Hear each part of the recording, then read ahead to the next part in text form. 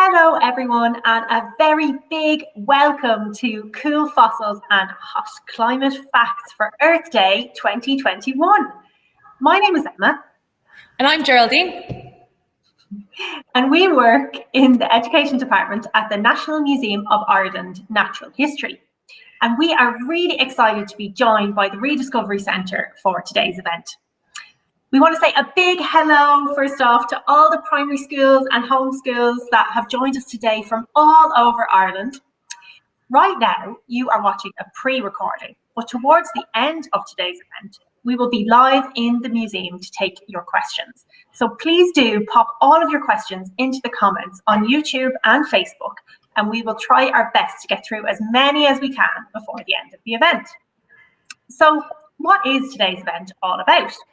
Well, first up, we will be talking and closely inspecting some very cool fossils from Ice Age Ireland. We'll also be telling you about some new and free activity sheets that you can download and print in school or at home. Later on in the event, we'll be learning more facts about Earth, the climate, and getting to see some amazing experiments with a special guest that will be joining us from the Rediscovery Centre in Ballymun.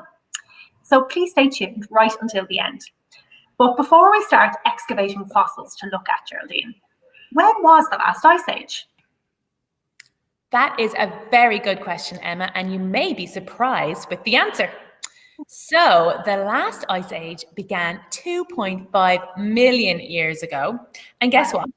Yeah, scientists think we're actually still living in the ice age right now. Isn't that weird? Wow, that's incredible. I know. So the funny thing about ice ages is that the Earth's temperature swings back and forth between very cold stages with ice and snow, and then to warmer stages that look a bit more like today. So this is a type of natural climate change that happens slowly and over a long period of time, and it has been happening since the beginning of life on Earth. Now, yeah, I know. So now, to help us imagine what Ice Age Ireland was like thousands of years ago, we've actually created for you a lovely timeline to look at. And this timeline is actually part of our brand new activity sheets, Ice Age Ireland Cool Fossils, and they're up on our website, so don't forget to check them out. So the timeline should be up on your screen, and it basically shows you the cold stages in blue and the warmer stages in orange. So there's also a little light brown arrow on the left-hand side of your screen, and that arrow is pointing back into the past, 2.5 million years ago, when the Ice Age began. And since then, the Earth has actually had more than 50 different cold stages of the Ice Age, with warmer periods in between. It's like mind-blowing. So now, imagine we could jump into a time machine and travel back 50,000 years ago to Ireland. What would we see? Well, it would actually look a bit like today. There would be lots of green grass, there would be shrubs, and the climate would be mild and wet, just like today. And that's because 50,000 years ago, Ireland was in one of those warmer stages, and you can see that on the timeline. It's in orange. And back then, there was no people living in Ireland, but there were animals. And before we talk about those fossil animals, we just need to figure out when was the cold stage, the last cold stage of Ice Age Ireland. And you can see that on the timeline in blue. And so that last cold stage of the Ice Age started about 30,000 years ago. So the ice came back. Over time, it completely covered the island in snow and ice, and lasted there and it was there for many thousands of years, as you can see on the timeline. But eventually the climate did change back again, and it started to warm up, and the ice melted away. And at about 11,000 years ago, it was much warmer, and then the grass and the shrubs and the animals slowly started to make their comeback. There you go. So if you want to closely inspect the timeline in our new activity sheets, Ice Age Ireland Cool Fossils, don't forget to check it out on our website, www.museum.ie. Right, Emma, what do we have up next? Well, now it's time to meet the Ice Age animals. Have you ever wondered what kind of Ice Age animals lived in your doorstep in the past? Did you know that we used to have woolly mammoths, giant deer, spotted hyenas, grey wolves, and brown bears living in Ireland long ago. We even had things like Arctic foxes, a type of rodent called an Arctic lemming, reindeers, musk oxen, horses, and at least one lynx. How do we know this? Well, we know this from fossils.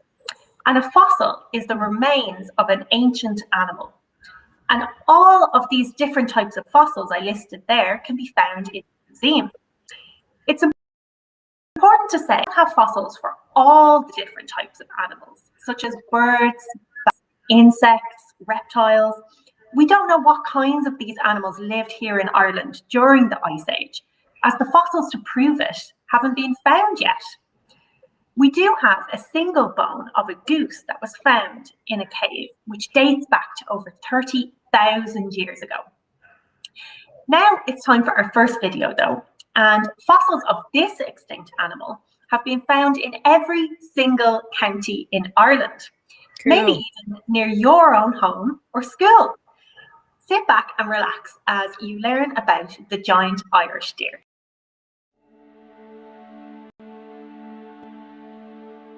One of the most amazing things you can see at the museum are these giant skeletons. Have you seen a similar shaped animal anywhere in Ireland before? You may have seen deer, such as the red deer in Killarney National Park in County Kerry, or the fallow deer in the Phoenix Park in Dublin. These are the fossil skeletons of another type of deer that also used to live right here in Ireland, the giant Irish deer. These amazing animals roamed the grasslands of Ireland over 10,000 years ago. Unfortunately, we can't see them today because they are extinct. So, how do we know that they lived here in the past? We know this because their fossil skeletons were found under the bogs in Ireland. Scientists think that these giant Irish deer went extinct even before humans arrived in Ireland, and some think that they went extinct as a result of natural climate change. There was a long period of cold in Ireland, about 10,000 years ago, which lasts for 500 years. During this time, Ireland was covered in a blanket of ice and snow. Plants disappeared, and the deer could no longer find food to survive, so they eventually went extinct.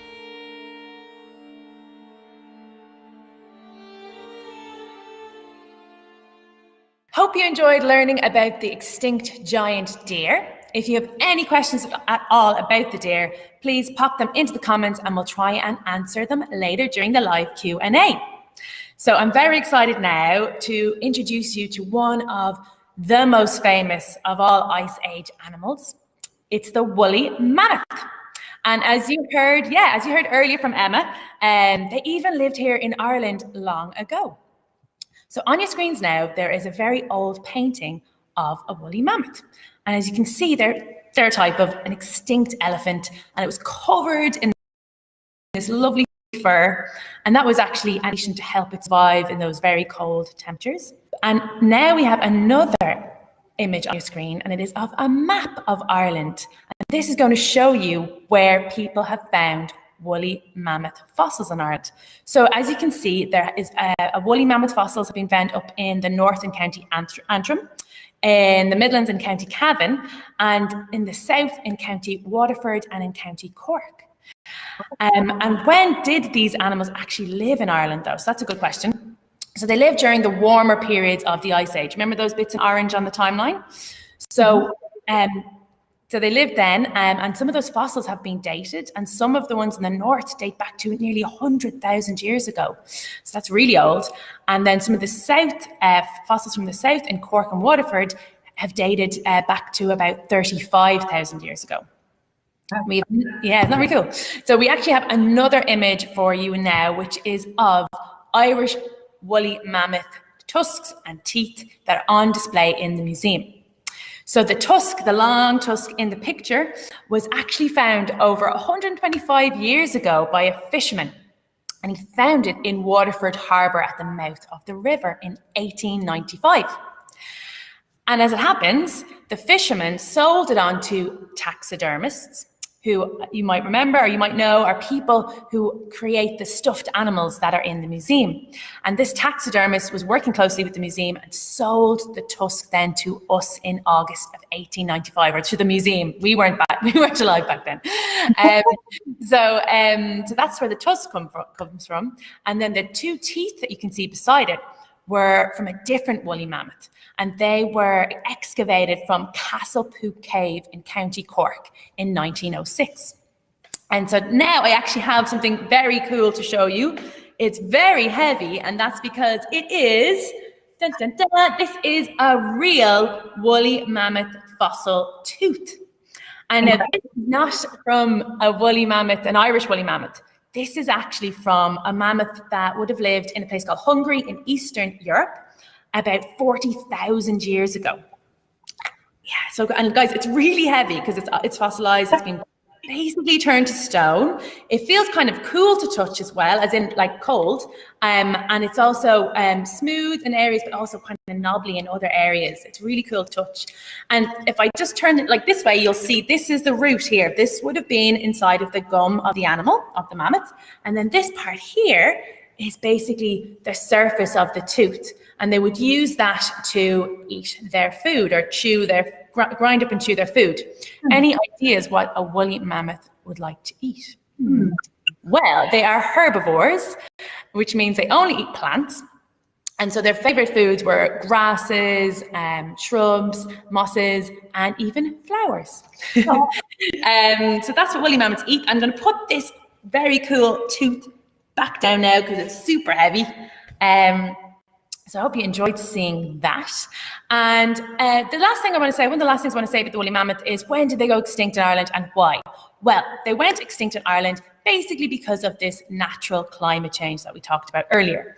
So when the climate started to get colder about 30,000 years ago in Ireland, that ice returned, and then the grass and the mosses and all those flowers that the woolly mammoth loved to eat disappeared, and then that caused the woolly mammoth to go extinct in Ireland as well.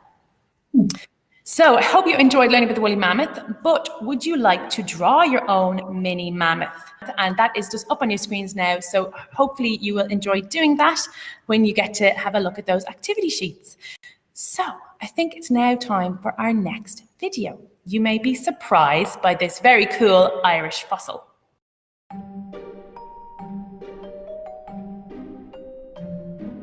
This jawbone belongs to an animal that used to live in Ireland over 30,000 years ago.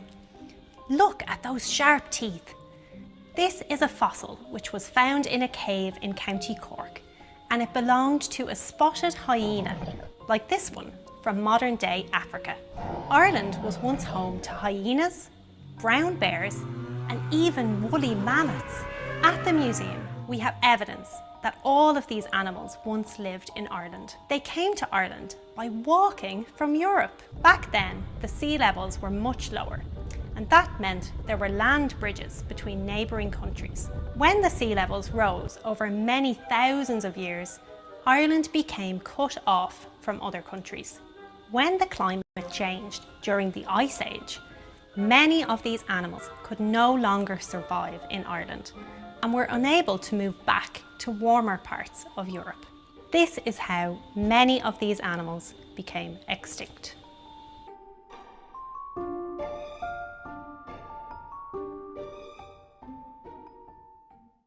Welcome back, everyone. We hope you enjoyed learning all about hyenas in Ireland. I know I found it really surprising and amazing when I first learned that hyenas used to live here. And when did they live here? Well, the fossil dates in Ireland are from around 45,000 years ago up until roughly in and around 30,000 years ago. And where did they find them? Well, fossils were found in Castlepook Cave in County Cork. And we know they lived here or had a den because scientists found bones of adult hyenas, young hyenas called juveniles, and also, if you take a look at this image coming on your screen now, they found this fossil, which is a fossil hyena poo called a coprolite. Sounds really gross, isn't it? Well, these coprolites are really important because they're full of bone and hair. And all of this evidence matches denning behavior that we see in hyenas in Africa today. We also have another example of fossil hyena poo, which I can show you now. So here today with me, I have this fossil. So this is a coprolite. This is the hyena poo. And it looks exactly like it did when it was first made, guys. But this one isn't made of poo anymore. It's made of stone. It's turned to stone because it's so old. And these are really useful to study if you want to learn more about the kind of animals used to eat in the past. Also, in that same cave in Ireland, we found a single woolly mammoth bone in 1972. And on that bone, they could see that there were really clear marks on the bone which match up with teeth marks from a spotted hyena like this one. So they can tell from the measurements that the hyenas were having a snack on the woolly mammoth in that cave. So there we go. So why did they go extinct in Ireland and when? Well, back then, like it showed you in the video, the sea levels were very low when they first came here, but the sea levels rose over time. And when the cold period of the Ice Age started, they couldn't go back to Europe and they were stuck here, and it got too cold for them to survive, so they went extinct. Coming on now, we have another activity from our new Ice Age Ireland Cool Fossils activity sheets. And if you take a look here, this is our the spotted hyena poo puzzle. So if you guys want to have a go at that, do download it and print it off and have some fun doing those activity sheets. But now I think it's time, Geraldine, for us to show our last video of today, which is to introduce an animal you're all probably familiar with. This is the grey wolf, but in Ireland.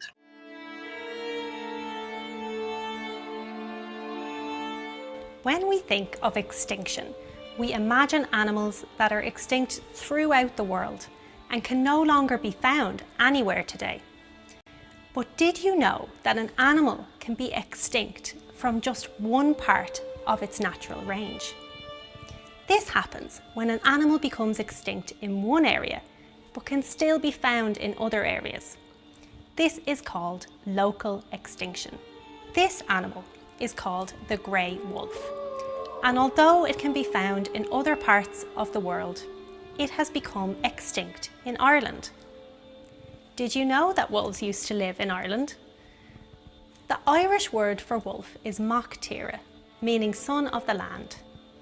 There is evidence of wolves living in Ireland from about 30,000 years ago, long before humans arrived, and they continue to live alongside us right up until 1786. There are many mentions of wolves in Irish legends and in many Irish place names and surnames. Under English rule, the government saw the presence of wolves in Ireland as a bad thing, and they began to try and get rid of them. Rewards were offered to anyone who killed a wolf. Soon their numbers declined, and it's thought that the last wolf in Ireland was shot in 1786 on Mount Leinster on the Wexford-Carlow border. Though wolves are now extinct in Ireland, they still live in many other countries around the world. Recently, they have even been reintroduced or put back into areas where they used to live. Protecting an animal like this is known as conservation. Examples of wolf reintroductions include Yellowstone National Park in America, and France and Spain. Can you think of any reasons why it might be important to save or return extinct animals? One reason is that they have an important job, keeping nature in balance. Wolves hunt deer, and without wolves, deer numbers can go very high. And those deer eat too many plants and trees, which then stops other animals from living in the same area. Wolves help keep deer populations at healthy levels and hunt the weak and sick deer, so the herds are healthier overall. A great example is Yellowstone in America, where they were reintroduced in 1995. Wolves have made the entire habitat a healthier one, with more wildlife than before. However, wolves need an awful lot of wild habitat and space to live in, and the Irish countryside has changed a lot in the last 200 years. There are much less forests and wild spaces, and many more farms and houses. Some people have spoken about the idea of maybe returning or reintroducing wolves to Ireland. Do you think it would be a good or bad idea, and why?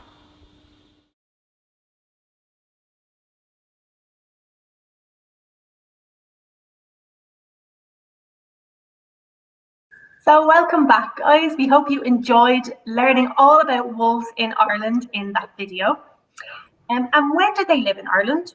Well, they actually started living here a very, very long time ago.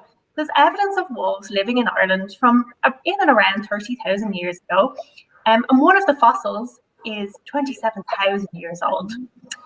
They lived alongside those woolly mammoths that Ger was talking about earlier, long before humans ever lived here in Ireland. But they continued to live here right up until 1786, when there were people here. Now, where did they find them? Well, coming on your screens now, we have a map of all the locations where Ice Age wolf fossils were found in Ireland. So if you take a look at the map, you can see that they were found in a cave in County Cork, County Waterford, County Clare, and County Sligo. So lots of different locations around the country. Following the map, we also have another image which is coming up on your screen now. And this image is of a fossil wolf jaw bone. And this particular one was found in Newhall Cave in County Clare. So, when did they go extinct in Ireland and why? Well, as mentioned in that video, wolves went extinct in Ireland because of overhunting. And it's thought that the last one died in 1786 on the Wexford-Carlow border. But we have a wolf skull and a skin to show you today from our handling collection. So I'll show you the skull first off. So this is our wolf skull. Okay, you can see his nose at the front and his eyes are back here. And first thing you notice when you take a look is those big sharp teeth. Look at that. So Very this cool. wolf has sharp teeth which are good for eating meat. So that tells you that the wolf was a carnivore. Okay. And as well as that, they had some other things about them to help them survive, like their fur. So if you take a look at the wolf behind Geraldine there, she's got a taxidermy preserved wolf skin. And the fur is really dense and thick. And this is there to help wolves survive, even in cold conditions, which is important to know. So we've looked at some very cool fossils from our collections today. But we want you to think now about what your favourite Ice Age animal from Ireland is. So we want to get you all now in your seats to sit there and close your eyes, okay? So close your eyes and imagine your favourite Ice Age animal from Ireland, okay? I want you to think about what it might have sounded like. Did it move like? What did your animal like to eat? And on the count of 3, we want everyone in classrooms and homes all around the country to join us in acting like their favourite Ice Age animal, okay? In your seats. We're going to do it too. We're going to do it too. We're going to do it with you, okay? So you ready? Okay. 3, 2, 1. Oh!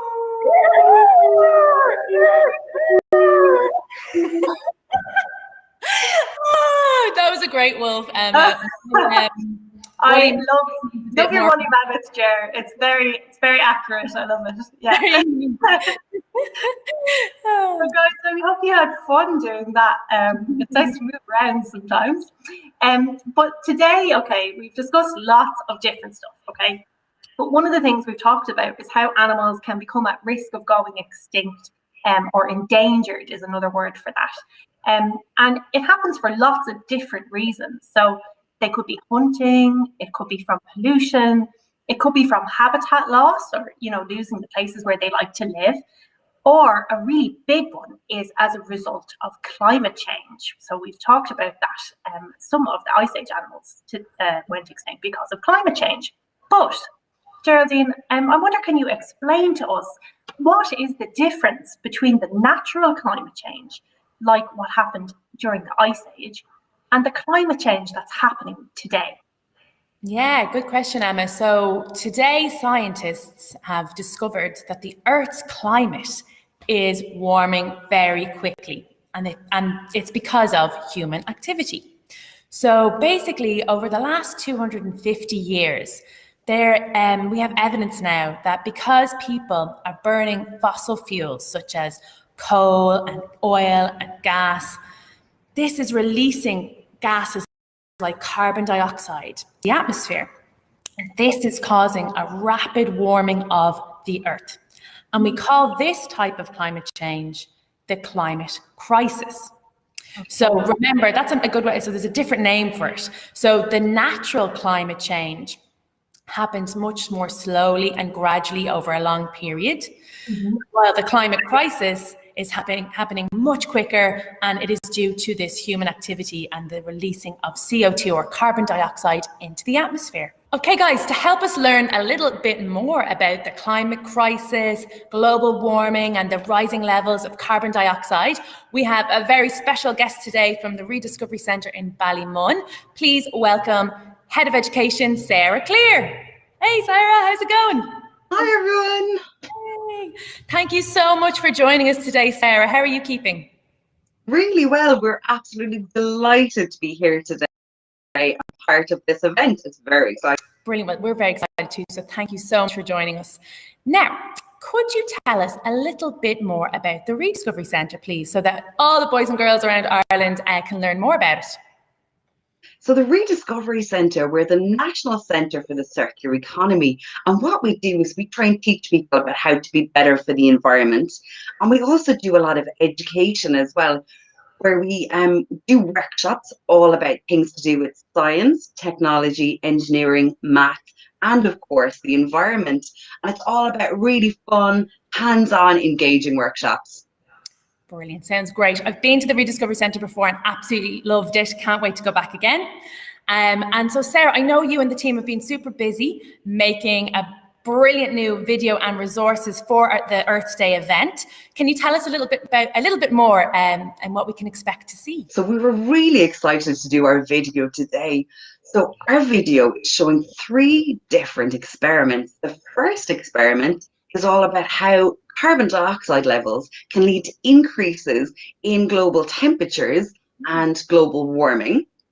Our second experiment shows how carbon dioxide and global warming cause sea level rise, and that's a really fun one to see as well. Lots of time-lapse videos as well in that. And our third experiment is something that you can do at home. So there's downloadable resources, and it shows you how you can do experiments like that at home about sea level rise and also about carbon dioxide. Fantastic. That sounds like loads of fun. So yeah, please do check out both the Rediscovery Centre's website, our website, and you can get all the resources that we talked about today. Thanks a million, Sarah. That's fantastic. So it is now time for the video. It's going to last just a little bit over 12 minutes. And then after that, we will be back here live, both myself, Emma, and of course, Sarah. We will be here live to answer your questions. So please do pop them into the comments, and we'll see you back here soon. Bye. Hi, I'm Sarah Clear with the Rediscovery Centre. We're absolutely delighted to be taking part in the Ice Age Ireland event with the Natural History Museum. So what I'm going to be doing today is I'm going to be showing you 3 very cool science experiments all about global warming, climate change and the Ice Age. So are you guys ready to go? So we are so lucky on planet Earth that we are surrounded by a layer of protective gases called our atmosphere. There are lots of different gases within our atmosphere, including nitrogen and oxygen that we breathe, and carbon dioxide and other gases as well. But what happens over time and throughout the Earth's history is the levels of those different gases change with time. Now sometimes Because of those changing levels of gases, our planet actually gets colder and we enter an ice age where huge amounts of the planet are actually covered in ice sheets and glaciers. And at other times in our planet's history, the planet is actually warmer, so the ice sheets reduce and the more of the ocean is open, there's less glaciers as well. So what we're going to be doing for our first experiment is we're going to demonstrate how changing levels of carbon dioxide can actually increase the temperature in our atmosphere and actually cause global temperatures to increase. So each of these models has a globe the same size. It also has the same amount of props and materials as well, just to show our planet and the different activities that are happening within them. We also have temperature probes, which are hanging down the side of each box, so we can tell what exactly the temperature is inside the atmosphere of our boxes. And there's a thermometer reading at the front here as well. So what we're going to do for this experiment is, with this model here, the air model, we're going to keep the same air inside it. With this model here, we're going to add carbon dioxide. Then we're going to use 2 lamps of exactly the same size with the same light bulb. We're going to shine each of these, our model suns, we're going to shine them into each of these boxes. Now they're the same distance apart, same lamp, and we've got the same models inside here, so it's all about that fair testing idea. And what we're going to be able to do is, when we turn on these lamps as the sun, the temperature is going to increase inside in both of these model ecosystems. But which one do you think it's going to increase more in? What we're going to do next is we're going to add carbon dioxide into this model here. So how we're going to do that is something very cool. So in this cup here, I've got bicarbonate of soda or bread soda, and I'm going to add in some vinegar. And what happens when you add vinegar into bicarbonate of soda is it starts to fizz up, because there's a reaction between those two, the base and the acid, which is the vinegar. There's a reaction between those two which creates carbon dioxide, which you can see in bubbles. So I'm going to place this cup inside our model ecosystem for carbon dioxide, and then I'm going to add in the vinegar, and very quickly I'm going to close the lid so the carbon dioxide stays inside. When we've got that all set up, then I'm going to turn on the lamps as the sun that are shining, and we'll be able to see exactly what the temperature increase is inside in both of these model ecosystems. So here's the time-lapse video showing the temperatures increasing in both models. As you can see, the temperature in the model with the carbon dioxide is increasing higher and faster than in the other model. Carbon dioxide levels naturally change over time. When there's more carbon dioxide in the atmosphere, we have a warmer or interglacial period. When there's less carbon dioxide, we have a glacial or ice age. So what's been happening over the last 100 years is human beings are putting way too much carbon dioxide into our atmosphere.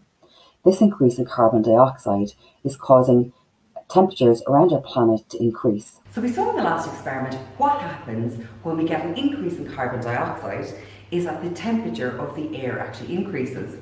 For the second experiment, we're actually going to have a look at what happens when there is ice involved.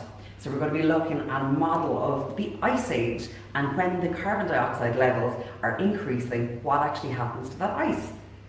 So what we're going to do with this one is, again, we're going to have air in one model here, and we're going to have carbon dioxide in the other. Now we've actually done a model of the ocean and land as well to get a really clear picture. So we're going to add an iceberg into each of the oceans, and we're going to add a glacier into each of the land in each model. And then we're going to do a time-lapse video showing exactly what happens with the ice. Does it change how quickly the ice melts? Does the sea level in each of these increase as well? So with this experiment, because we're going to be measuring sea level the increase in sea level, what we're going to do is, before we start doing the experiment, we're going to mark off on each of these exactly where the sea level is, and then at the end of the experiment we can measure the increase in the sea level rise. So I'm just going to use a little bit of tape for this one, and I'm going to tape it on here. So here we've got the sea level for both of these. So in each box is exactly the same amount of water, exactly the same weight of stones as well. Again, so it is a fair test, and using good science as well. So the next thing we're going to do is we are going to add in our glaciers and our icebergs into each of these. So again, I use the same amount of water to create the ice for the glaciers and for the icebergs, making it a fair test. So I've made 2 glaciers and 2 icebergs that are exactly using the same amount of water to create the ice. So here we go. And now we're going to add the iceberg into each of the oceans. And again, nice and gentle and carefully, you're going to put it inside. So here is our iceberg in our model ocean. And our glacier we're going to put on the land, and I've made this one nice and flat. So there we go. And I'm going to do the same, exactly the same with the other one. So there we go, and the glacier on the land as well. So as you can see, when we added the ice in, the water levels increased in both of these. So to keep it a fair test, what we're going to do is we're going to move the marker for the ice levels up a little bit so it's exactly on the line for each one, which you can see is the same. Okay, so this time we're going to add in the carbon dioxide in a slightly different way. So what I'm using here is a 2-litre plastic bottle that I keep reusing for different experiments because we don't like waste. So in the bottom of this bottle, I've added in some vinegar, and into this balloon, using the funnel, I've added in my bicarbonate of soda. So I'm going to very gently pop the balloon around the top of the bottle, making sure it's on nice and securely. Now, when I put this balloon up vertically, all of the bicarbonate soda is going to go into the vinegar. They're going to react together, creating carbon dioxide gas, which is then going to collect inside our balloon. So are you ready for this one? It's a pretty cool experiment. So we can see already that the balloon is starting to inflate with all of that carbon dioxide gas. And it's all collecting in here, and we're going to be able to add it into our model. Wow, that's getting quite big, so I think that's probably enough. So I'm going to gently pinch that off and take it off the top of the bottle. Try not to let any of the gas escape. And again, take your time doing this. Just take a little bit of fiddling around with. There we go. So now inside my balloon, I've got carbon dioxide gas, and I'm going to add it into the model here.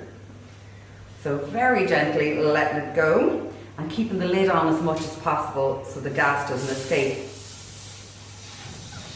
Excuse me.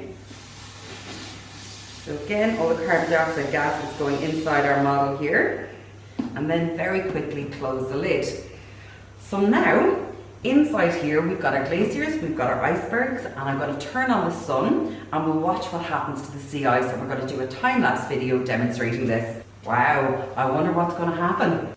In this time-lapse video, we're watching the ice melting and sea levels rising within both models.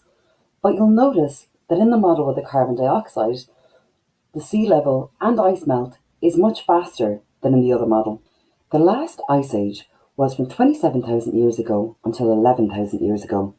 At the height of the ice age, 80% of the surface of our planet was covered in ice, including a huge ice sheet covering Ireland, the UK and much of Europe. During the ice age, sea levels were 120 metres below what they are today. So much more of continental Europe was above sea level, and Ireland was joined to Europe. So guys, now I'm going to show you a really cool experiment that you can do at home. So just about what we've been talking about today. For this, you're going to need 2 2-litre plastic bottles. And again, remember to reduce, reuse, recycle. You're also going to need a lamp, and you can actually just use one lamp for this one, but you're going to need to use a ruler to make sure that when you're doing your experiment, to keep it a fair test, you need to make sure the bottles are right in the middle of the sun and placed an equal distance apart as well. So with your bottles, you can, like we did earlier, label one as air, label the other one as carbon dioxide. If you want to, you can decorate your bottles, but remember when you're doing this, only decorate one side of the bottle, put the same amount of decoration onto each, and you're going to leave the other side clear so that the sun can easily shine through it. Another health and safety thing, because you're using electricity, you need to make sure your mum, your dad or your guardian is going to help you out with this one as well. Make sure that your bottles aren't too close to the lamp because you don't want them melting either, which could be a slight fire hazard. So you need to always remember to keep safe when you're doing science.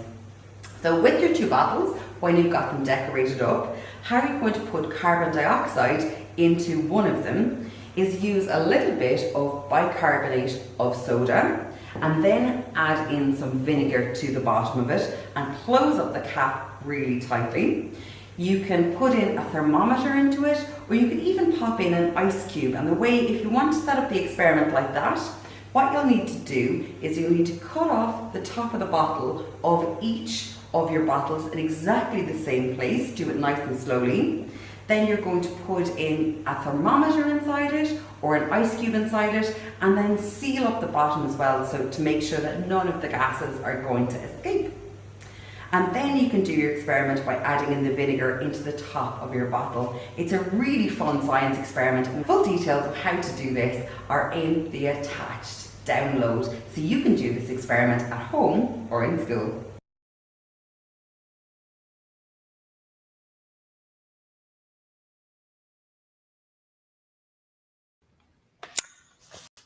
Welcome back, everyone.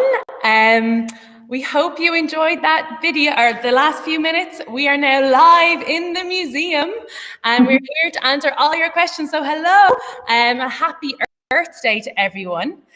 So before we get on to these fabulous questions that you have put into the comments, we just want to say that we're absolutely amazed by the massive response that we have had from schools, homeschools across the country. Guys, we've had over 1,300 schools and homeschools sign up to today's event, and there's actually over 33,000 pupils signed up to watch today's event. So, hey everyone, it's great to see, great to have you here. Right, I think we are going to have to start taking questions. What do you think, Sarah and Emma? There are many coming in.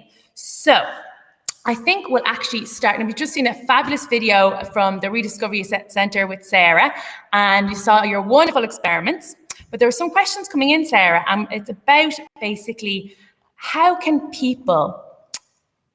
we make changes in our lives to combat climate change, and if you have any tips on that for us. Oh.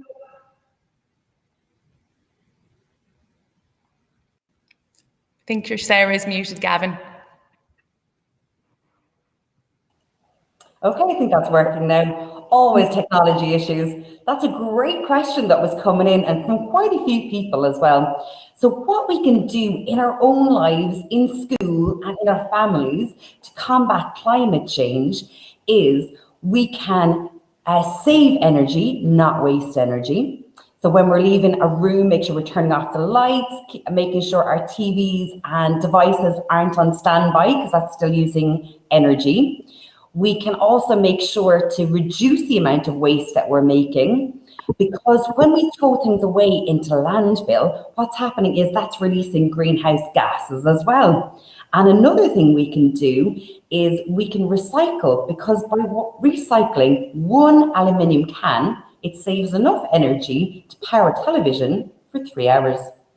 Wow, that is super cool. I did not know that. Good tip. Fantastic. Okay, we've got some more questions coming in here. So thanks for that, Sarah. We'll have more questions for you later. But Emma, I have one here for you. Yeah. How are fossils made? We're getting loads of questions about fossils and about our poo fossils. How are they turned to stone? So lots of you had lots of questions about this piece of fossil hyena poo that we showed you in the earlier video. And it's a really good question. How does it turn to stone? And all fossils that are in museum collections around the world today are all turned to stone. And there are lots of different ways they can be formed, but most of them are formed when the animal passes away. And very soon after it passes away, it's buried in, say, the mud, or in under like sediment, maybe under sand if they live underwater. And all of the sand and tissue and all the sand and sediment builds up on top of the animal.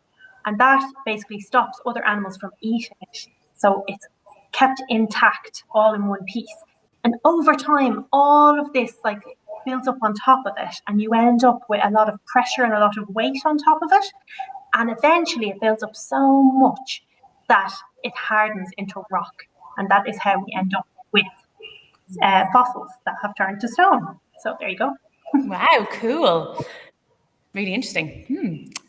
Okay, so Emma, another one for you here. How did Ireland get cut off from the UK, and like how did the seas rise? Yeah, that's a really good question. So people are asking how Ireland became separated from Great Britain and from the rest of Europe. How did that happen? And that ties in with some other questions that were coming in about how did the seas rise. So the way Ireland was cut off from Britain is because basically seas level rose. So if the seas were much lower today, if there was a lot less water in the sea, you would be able to walk still over to France and over to England. But because there's much more water in the ocean now, the levels are much higher. And the reason behind that is because it's a little bit warmer than it was in the past. And a lot of glaciers and ice that would have been, so a lot of water on Earth in the past when it was very cold would have been locked in ice. So when it's very cold, the water is locked into ice, and it stays on top of the land. But when it gets really warm, it melts and runs down into the sea, and eventually the sea levels get higher and higher. And that's exactly what we see is happening today with climate change, that the big stores of ice on mountains and in glaciers around the world are starting to melt, and the sea levels are rising even today still. Fantastic. So Sarah, I have a question for you here. Can anyone come to the Rediscovery Centre to learn and do experiments? Another great question as well. So at the moment, we're doing lots of virtual online workshops where we can stream live into people's classrooms and get really hands-on with science and technology as well. We also do workshops normally in our centre in Ballymun. They'll be coming back from September onwards. And we also go out to schools as well. So we'll be going out to schools again from September, but at the moment, just virtual. Fantastic. Same with ourselves, virtual. Yeah. So I have a question for you, Geraldine. And Great. A lot of different students and pupils in schools around the country were all asking the same question. How big were the giant Irish deer? So can you tell us a little bit more about that? I can indeed. I saw those questions. There's loads of them. So like how big are they? And also how big were their antlers and what do they eat? So the giant Irish deer, those bones that were in the museum, they are real. They are real. Because that was another question. They are the real bones, real fossil bones. And if you were to stand beside the deer in the museum, or the giant Irish deer in the museum, they're basically as big as a horse. They're very large, for a deer species. But their antlers is what really makes them, I suppose, really impressive. They have the largest antlers of any deer species, extinct or living today, okay? And so they're literally about 4 meters wide across, if you can imagine that. We all know our 2 meters now, so two twos, 4 meters across, they're huge. And the really interesting thing is that the weight of them, they're about 40 kilograms. So it's like having a oversized Labrador sitting on your head. Imagine that. So imagine trying to lift your head with a big Labrador sitting on top of it. So the deer were very, very, very strong. They were herbivores, so they ate grasses or shrubs. And one question came in, are they still alive today in any other countries? No. So they went extinct in Ireland about 10,500 years ago. a long time ago, but they went extinct elsewhere in the world approximately 4,000 years ago. They became completely extinct. And guys, just to say, on our activity sheets, the Ice Age Ireland Cool Fossils, there's lots more information about those fossil animals, the deer, the woolly mammoth, the wolf, the hyena, and also a little bit about bears, brown bears, because we had them too. So I think, Emma, I have another question for you here. What is because there's a few questions again coming in about fossils. So what is like the biggest fossil in the museum, somebody asked, the smallest fossil, and also the oldest fossils that we might have in the museum? They're all excellent questions. Yeah. So the biggest fossil that we probably have in the National Museum of Ireland collections, I think is probably the fossil belonging to an extinct marine reptile, so a type of reptile that lived in the sea called a Romelaeosaur. And this was a really, really giant reptile, okay? And it lived in the oceans, and it's very, very big. It's actually the biggest marine reptile to have ever been found ever, and we have that in our collections in the National Museum of Ireland. Yeah. In terms of the smallest, I don't know what the smallest in our collection is, but I do know that the smallest fossils in existence anywhere in the world today are fossils of a type of bacteria called cyanobacteria. So it's like a plant form, life form, basically, single cell. And there are fossils of them. And they are probably also the oldest fossils in the world, because they are about 3.5 billion years old. So they're the first examples of life on Earth. Yeah. Wow, that's impressive. Yeah, isn't it? Okay, Sarah, I have some questions for you now as well. So some people wanting to know, how does climate change happen, and when did climate change begin to worsen in Ireland? They're great questions too.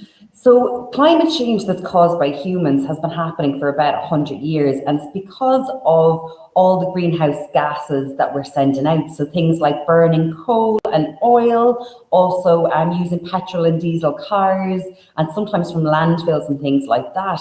And it's been getting worse and worse over time, particularly over the last kind of 30 years. Our planet is warming up. Sea ice is melting faster, so sea levels are rising, and it's a really big problem, but something every single one of us can do something about.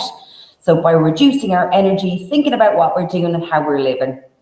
Brilliant, really good. So I think I might have another one for Geraldine now. Asking, how do we know what the climate was like in the past? How can we tell what it was like back in the past? And also, why did the Ice Age happen? Yeah, really good questions there. So, okay, so how do we know? Well, I suppose if you can imagine ice, so glaciers that cover Ireland, they are nearly sometimes 1 kilometre deep, like they're huge things. And they were covered the whole of Ireland for thousands of years. And when they melted away, they left huge marks or evidence behind. And scientists like geologists study the landscape, and they find evidence for the Ice Age. And so they know then what the climate was like. But also they do tests on, again, these bacteria like cyanobacteria or plankton, that's it. They can work out from these little creatures what the climate was like. So they do amazing experiments. But the Ice Age, how did the Ice Age happen? So that's something that is quite important to talk about. So, because again, remember, this natural climate change is different to the climate crisis that Sarah's been talking about, and how humans have caused that. So what scientists think that the Ice Age happened because of a few different factors. So for instance, the Earth, so where we live on the planet Earth, we know it goes around, it orbits the sun. And over thousands of years, that orbit can slightly change in shape. So it gets maybe slightly bit closer to the sun or slightly further away. The Earth is also it's also tilted. So it's on something called an axis. And again, this pattern, scientists have discovered patterns that sometimes the axis moves slightly, so the Earth is tilted slightly. And again, that means it's slightly closer or further away from the sun. And so that's why we think these ice ages happened, or how they happened. These changes in the Earth's orbit and Earth's axis that caused this ice age to approach all over Ireland and parts of the world. And the other important factor, again, though, is these greenhouse gases. So again, there's evidence that there was changes in like carbon dioxide in the past as well that brought on this ice age. So that is, so hopefully that explains, answers some of your questions. Now I have another one for Sarah here, and that is, where do greenhouse gases come from? And how does recycling help with climate change is another one. There's two very different ones there for you, Sarah. Very different questions. So greenhouse gases, so some of them are naturally in our atmosphere as well, like carbon dioxide and bits of methane. But the problem is humans are adding even more greenhouse gases into our atmosphere as well. So some of them will come from things, as I said, like burning fossil fuels. Other ones as well will come from things like cows. So when cows let off wind, they let out methane, which can go into the air as well. So other things as well, like landfills, like dumps, when things are rotting away, they can let out methane. So it's all those kind of places are where greenhouse gases come from, but also from volcanoes, weirdly. Yeah, there's quite a lot of greenhouse gases that come from volcanoes too. So there you go. Yeah. So loads of different places. Basically, yeah. So sorry, the other question I asked there was, how does recycling help climate change? Absolutely, great question. So anytime that we recycle, it means that we're reusing those materials instead of throwing them away. So if we recycle one glass bottle, we can actually save enough energy then to power a light bulb for 4 hours. Wow. So all of those things really do help as well. Fantastic. Well, guys, we're actually starting to run out of time now. We want to finish up on time. So we're just going to ask one more question, I think, if that's all right with everybody. And Emma, it's going to be for you. The question is, were wolves and hyenas bigger or smaller in the past, like in the Ice Age? Was there any differences in the wolves and hyenas that lived in the Ice Age compared to the wolves and hyenas that live today? Yeah, that's a really good question. I mean, the ones that lived in Ireland, the fossils that we have in the museum, are exactly the same as the animals that live elsewhere in the world today. So the spot hyenas that live in Africa, exact same size as the hyenas that would have lived in Ireland in the past. And the wolves that we see in North America and across Europe, also the exact same size. Now, there are, and Wolfie behind you, Jer, yeah, same size. But, you know, there were other types of wolves and hyenas living in the past as well that might have been a bit bigger. So there would be slightly different species or different types of them, and they would be a bit bigger. Yeah, great. Yeah, guys, I think maybe that we're going to have to finish up because it's nearly half, and we've been going for so long, and we've so many questions. We're so sorry we can't answer them all. They're fantastic questions, but guys, please, it's been brilliant. So before we go, there's a couple of things that I need to say. Okay, so the first is that right now, teachers and parents, you are getting an email directly to your inbox, and it's going to have within the email all the free resources that have been shown during today's event. Okay, so make sure to check that out. But also very importantly, within that email is our evaluation form. It takes about 3 to 5 minutes to fill in, so please fill it in first. We really value your feedback. Then I just want to say some thank yous. So first of all, I want to say a massive thank you to our special guest Sarah and the rest of the Rediscovery Centre team. They have been wonderful, a pleasure to work with, and we really enjoyed learning all about climate change and also the experiments that you did. So thanks a million, Sarah. It's been great. Oh, it's been absolutely fantastic, and thank you guys so much as well. Thank you. Yeah. And then we want to say a massive thank you as well to everyone in the museum who made this event possible. So particularly we want to say big thank you to the education team, the IT team, and the marketing team. Thank you so much, guys, but everyone in the museum for helping us. And then the final thanks actually goes to you guys. So thank you to all the schools, the teachers, the parents, and especially the pupils. Thank you so much for making Earth Day so special. We are overwhelmed. It's fantastic.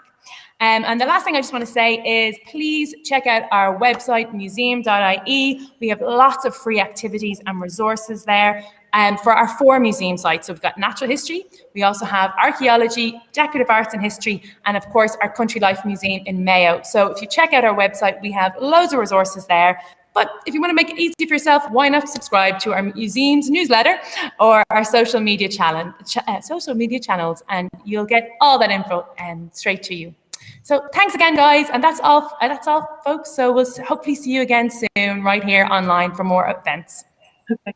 Bye. Happy Earth Day! Happy Earth Day!